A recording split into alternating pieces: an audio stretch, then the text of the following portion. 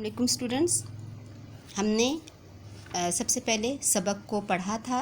मुश्किल अल्फाज के मायने आपको बुक के ऊपर लिखवाए गए और आपने अपने पिछले काम में सवाल नंबर 2 को बुक के ऊपर किया और बाकी तमाम काम जो आपको दिया गया था वो आपने अपनी कॉपी के ऊपर किया था।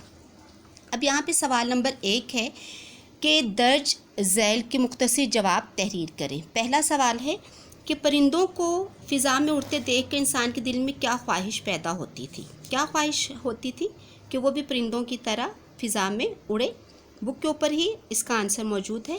राइट बरादरान कहाँ के रहने वाले थे। राइट बरादरान के घर का माहौल कैसा था। बचपन के माहौल ने राइट बरादरान पर कैसा असर डाला। राइट बरादरान के इस कारनामे से आपने क्या सबक हासिल किया और राइट बरादरान की वालदा कैसी खातून थीं। राइट बरादरान का बनाया हुआ हेलीकॉप्टर क्यों ना उड़ सका। इन तमाम के जवाब चैप्टर आप पढ़ चुके हैं, समझ चुके हैं। वहाँ पे इन तमाम सवालों के आपको जवाब मिल जाएंगे। उसके बाद ये तमाम आपने क्लास वर्क है बुक के ऊपर आपने करने हैं। फिर उसके बाद अगला जो सवाल है वो सवाल है सवाल नंबर 5। इन एराब की मदद से तलफ़ुज़ वाज़े करना है आपने, ठीक है। तजर्बा, अमली, मुज़ाहरा, फ़ज़ा, जुस्तजू। दोबारा सुन लें। तजर्बा, अमली, मुज़ाहरा, रा, ठीक है। फ़ज़ा, जुस्तजू। उसके बाद सवाल नंबर 8 है जो आपने सोचिए और बताइए। ये भी आपने बुक के ऊपर करना है। पहला सवाल है कि क्या राइट बरादरान की इजाद में घर के माहौल का भी कोई हाथ था। ये आपका बुक के ऊपर ही इसका आंसर है कि आपने बताना है कि उनके घर के माहौल का बहुत ज़्यादा हाथ था कि उन्होंने कैसे माहौल में परवरिश पाई थी जहाँ पे उनकी हौसला अफजाई की जाती थी और जो चीज़ उनमें तजस्सुस का जज्बा उभारती थी वो इसके बारे में खोज लगाते थे और खिलौना हेलीकॉप्टर से दोनों भाइयों के दिल में तजस्सुस पैदा हुआ कि वो भी एक उड़ने वाली मशीन बनाएं और यही तजस्सुस आखिरकार हवाई जहाज़ के इजाद का सबब बना। दूसरा है मुताला क्यों ज़रूरी है। आप कैसी किताबें पढ़ते हैं इसका आपने ख़ुद आंसर लिखना है कि इंसान को दूसरी चीज़ों की हकीकत और दुनिया में क्या कुछ हो रहा है उसके बारे में जानने के लिए मुताला ज़रूरी है और आपने फिर कैसी किताबें पढ़नी है वो आप बताएंगे। उसके बाद अगला सवाल है राइट बरादरान की इजाद से दुनिया में किस तरह इनकलाब बर्पा हुआ। ये इनकलाब जो बर्पा हुआ उसका आंसर भी आपने अपने लफ्ज़ों में खुद ही बयान करना है। फिर आपने इस सबक का खुलासा लिखना है, खुलासा तहरीर करना है। सवाल नंबर 1, सवाल नंबर 5 और सवाल नंबर 8। ये आपका क्लास वर्क है जो आपने करना है। अब आपका जो होमवर्क है वो है आपका नर्दबान का काम है।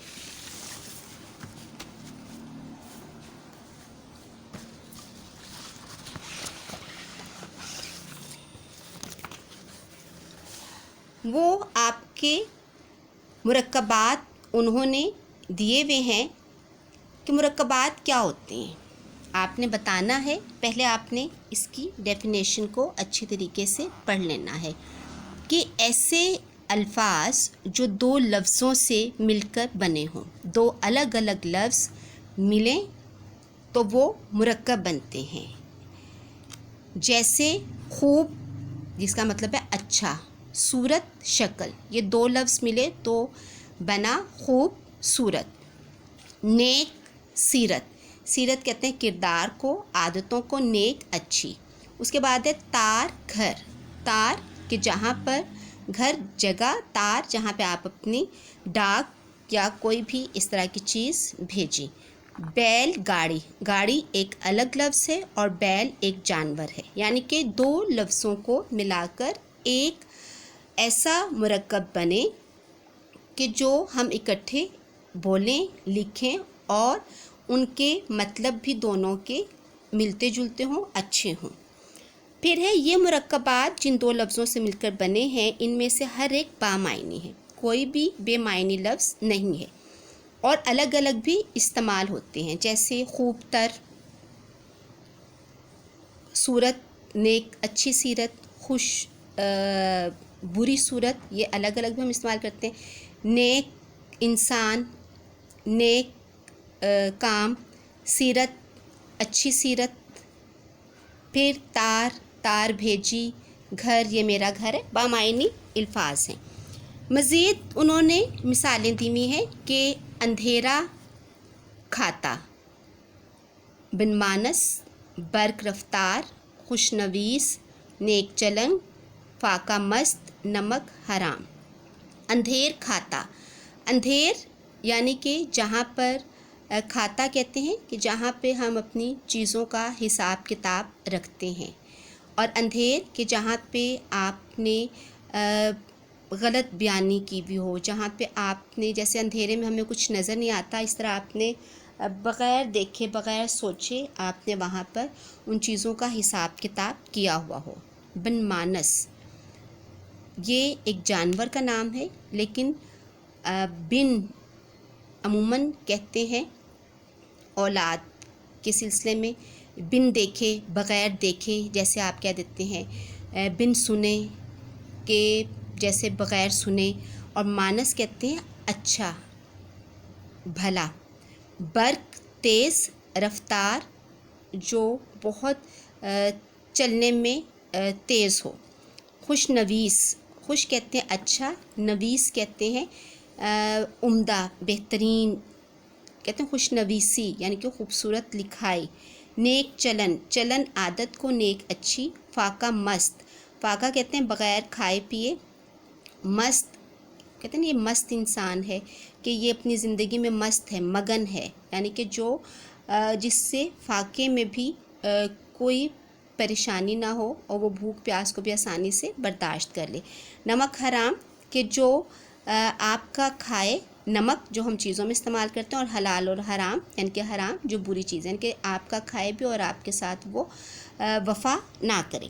بعض ایسے مرکبات بھی ہوتے ہیں جن میں ایک لفظ بامعنی ہوتا ہے دوسرا بے معنی، لیکن ان دونوں کے ملنے سے تاکید یا نئے معنی پیدا ہوتے ہیں، جیسے دانا دنکا۔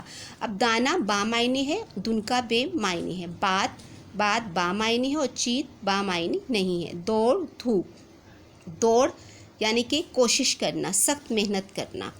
اب انہوں نے کہا ہے کہ نیچے آپ نے 10 مرکب الفاظ لکھنے ہیں اور پھر انہیں آپ نے جملوں میں استعمال کرنا ہے۔ جیسے ہم کہتے ہیں کھانا پینا، کہ جیسے کوئی شخص جس کا موت کا وقت قریب آ جائے تو ہم کہتے ہیں کہ اس کا تو کھانا پینا ہی ختم ہو گیا، یا آپ ہمارے گھر تشریف لے کے آئیں، ہمارے گھر میں آپ آرام سے رہ کر اپنا کھانا پینا کر سکتے ہیں۔ یعنی کہ اس طرح کے ایسے الفاظ مرکبات آپ نے یہاں پہ 10 تحریر کرنے ہیں اور پھر اس کے بعد آپ نے انہیں اپنے جملوں میں استعمال کرنا ہے، یہ آپ کا ہوم ورک ہے۔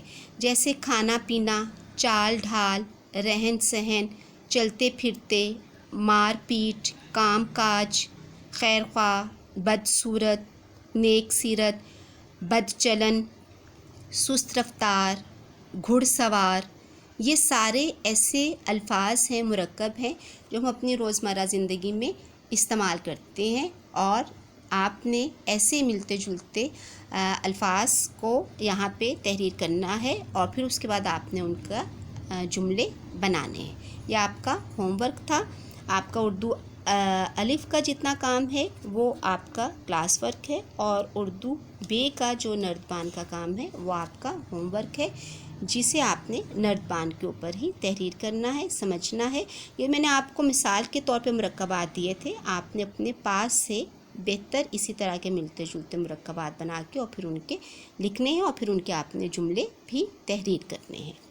اگلے لیکچر کے لیے خدا حافظ، اور اچھا اور پیارا پیارا کام کرنا ہے، اور کوشش یہ کریں کہ آپ نردبان کا جو کام ہے وہ بھی پین سے ہی نردبان کے اوپر آپ تحریر کریں۔